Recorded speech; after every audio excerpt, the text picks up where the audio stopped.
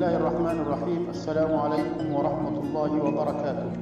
روى أبو داود والترمذي وغيرهما عن عثمان بن عفان رضي الله عنه أنه قال رسول الله صلى الله عليه وسلم: ما من عبد يقول في صباح كل يوم ومساء كل ليلة: بسم الله الذي لا يضر مع اسمه شيء في الأرض ولا في السماء وهو السميع العليم 3 مرات لم يضره شيء.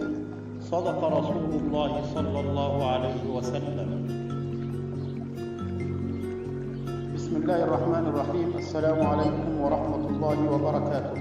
روى أبو داود والترمذي وغيرهما عن عثمان بن عفان رضي الله عنه أنه قال رسول الله صلى الله عليه وسلم: ما من عبد يقول في صباح كل يوم ومساء كل ليلة: بسم الله الذي لا يضر مع اسمه شيء في الأرض ولا في السماء وهو السميع العليم 3 مرات لم يضره شيء. صدق رسول الله صلى الله عليه وسلم.